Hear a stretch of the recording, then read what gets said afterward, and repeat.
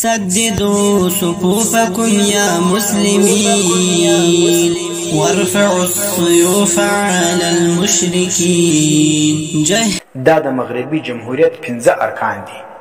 تاسو وګورئ دا 15 ارکان چې د موږ اسلامي جمهوریت دي. دا 15 ارکان په دې کې موجود دي کنه دي موجود؟ او د اسلامي او د مغربي جمهوریت فرق څه سلوب دي شي باندې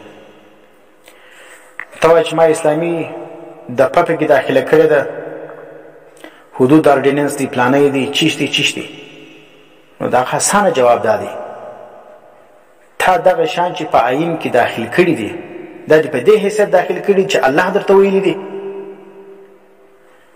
او که په دې حیثیت باندې چې پارلیمنت دا پاس کړه 2/3 اکثریت ووټ ورکړي دغه شی چې کوم دي د الله او د رسول قانون چې کوم دی هغه د ملک قانون وګرځي. مش د الله او د رسول خبره 2/3 اکثریت ته محتاج کړه او ته ما د اسلام راوړي دا د کوم ځای اسلام سو؟ حکیمیت اعلی دی برته عوام تور کړی دي. عوام دا غواړي د عوام نمائندگان چې څه فیصله وکړي چې قرآن نافذوم. په اسلامي ممالک کې 2/3 اکثریت راولاړیږي، هغه حکیمیت په لاس کې دی د الله ده. وینه الله ته حکیمیت اعلی نور کوي، د الله حکیمیت اعلی راخصي دي. اوس چې کوم دی د الله حکم او د رسول حکم باندې دی فیصله کوي چې دا به د ملک قانون جوړیږي یا به نه جوړیږي. سود دی په ملک روان دی، لیکن پارلیمنت چې څه وخت وغواړي دا به بیا حرامیږي.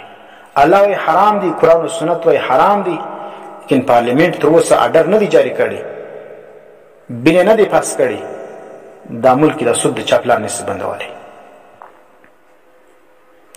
دا څنګه اسلامي جمهوریت سو؟ نو دا چې دا 15 ارکان چې ما در وښول دا چې یو ځین حذف کې د جمهوریت ګاډي چې کوم دا یو قدم هم مخته نشي کړلی. او خلافت چې کوم دی په هغه کې دا یو شی نه چلیږي. په اسلامي نظام کې جنسي مساوات نسته، دا رقم د نرو د ښځې رایه یو رقم نه ده، نمایندګي وزارت په خپل خلنسه او نسه غوښتلی. اسلامي خلافت کې د پارټیانو هیڅ گنجائش نسته، یو پارټي گنجائش نه لري چې هغه دې پیدا شي. او بل دا دی په اسلامي خلافت کې چې کوم دی د کثرت رای باندې فیصله لازم نه ده، بلکې د دلیل پر بنیاد باندې که چیرې امیر وغواړي یا کثرت چې کوم دی هغه خواته دلیل وي، هغه رای مضبوط وي، بیا فیصله پر کولی شي. نو دا چې سلو دا د جمهوریت چې کوم دی دا یو نجس ترین نظام دی. زموږ بعضې علما نن د دې جمهوریت د دفاع دپاره چې کوم دی هغه راغورځېدلي دي، پر میډیا باندې بیانونه جاری کوي او دی کیږي پلانې عالم لګیا دی. زموږ علما مرتل مجبوری تحت کې لګیا دي، دونې موږ منو. دا د هغو خپله مجبوري ده، موږ هغو ته بد نه وایو، هغه د خپل مجبوري تحت لګیا دي، خپل وس و کوشش کوي. لیکن ته دا مه کوه چې دغه نظام ته باقاعده د اسلام لباس اغوندې او په اسلام باندې تعبیرې او په دې ذریعه باندې وایي اسلام راځي، عین اسلام دی. دا ټول خرافات ده. نه په دې ذریعه باندې اسلام راځي، نه دا عین اسلام دی. دا بالکل دا د خلافت ضد نظام دی. دا علامه اشرف علی تانوی رحمه الله یو کتاب تقلیل الاختلاق مع الانام په دې کې یو اعتراض نقل کړی دی، وایي بعضې خلک دا حماقت وهلی دي، دا حماقت شکار سوي دي کہ وہ جمہوری سلطنت کو اسلام میں ٹھونسنا چاہتے ہیں. دا جمہوری حکومت صدی دا پا اسلام والنا نباس پا زور ماندی اور دعویٰ کرتے ہیں کہ اسلام میں جمہوریت ہی کی تعلیم ہے، اور دا دعویٰ کی کہ اسلام کے جمہوریت تعلیم ورکول سوی دی. اور بیاوی استدلال میں وشاورہم فی الامر پیش کرتے ہیں، مگر یہ غلط ہے. وشاورہم فی الامر صدی و دا پارلیمنٹ چکم دا شورا یو صورت دی. دا پارلیمنٹ چې کوم کسان ناست دي دا اهل الحل والعقد دی بولی. دا دومره د اسلام تخریب کوي. وہی مگر یہ غلط ہے، ان لوگوں نے مشورہ کے دفعات ہی کو دفع کر دیا. और इस्लाम में मशवरा का जो दर्जा है उसको बिल्कुल नहीं समझा। دا خلق د اسلام کی چې د مشورې کم درجه ده، کم مقام دی، پاگه سخپون دی. اسلام میں مشورہ کا قبول کرنا ضروری نہیں ہے. په اسلام کې دا دی مشوره تور کا لیکن داغه منل ضروری نه دی. بیا واقع د حضرت بریره رضی الله تعالی عنها نقل کړی ده. هغه کې نبی علیہ السلام چې دته خبر وکړ چې خپل سره ترجو وکړه، نو حضرت بریره رضی الله تعالی عنها ورته فرمایل نبی اسلام ته چې دا ستا حکم دی که مشوره ده؟ نو نبی اسلام ورته حکم نه دی، مشوره ده. نو دی ورته چې مشوره ده، زه نه منم. تقلیل الاختلاط مع الانام صفحه نمبر 48. دا رقم دغه معرف القرآن کې 586 صفحه باندې ذکر ده. نو ګوره مشوره چې کوم ده دا ضروري نه ده چې څوک دې ومني، لیکن د پارلیمنت مشورې چې څو کثرت رائے کوم خواته ولاړه دا لازمه ده، دا د قرآن تر حکم هم لازمه ده، خامخا به منل کیږي.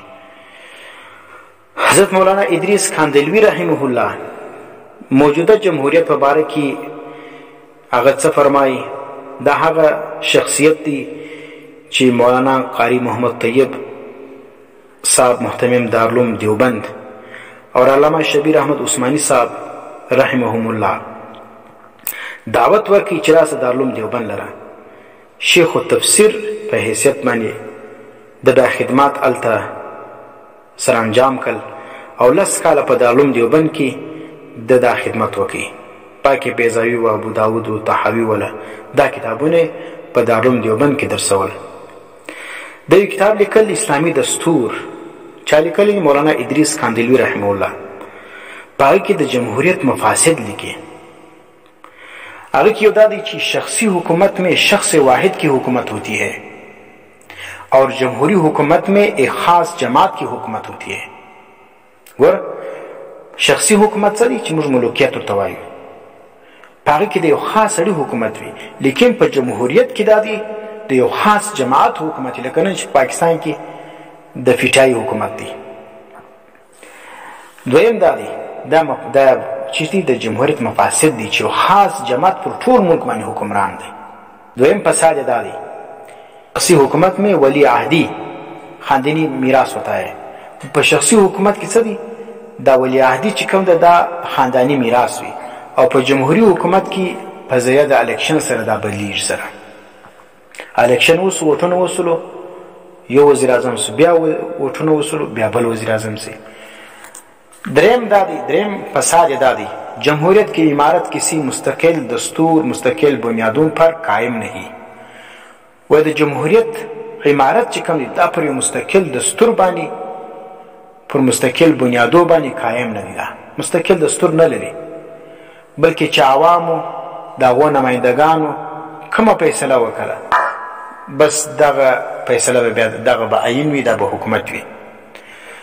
هغه خلک چې وای دغه عین اسلامي سلو په دې کې اسلامي دفعات دي، د جمهوریت اسلامي سلو، نو دغه د پاره ډیر یو سوچ خبره ده چې جمهوریت چې کوم دی مولانا ادریس کاندلوی رحمه الله فرمایي چې مستقل دستور نه لري، بلکې دا بدلیږي. جمهور او عوام او دغه نمائندگان چې څو وخت فیصله وکړي بیا به یو دستور وي، برته فیصله وکړي دا دستور منسوخ کوي هم سي. زنده مثال دا دی 1956 پاکستان یو آئین ولو ختم سلو، 1962 کې بل آئین رالی ختم سلو. چا ختم کی؟ نو پارلیمنت ختم کی. 1973 کې بل آئین رالی تر اوسه پورې جاری دی، تر څو وخته پورې به جاری تر څو پورې چې پارلیمنت وغواړي.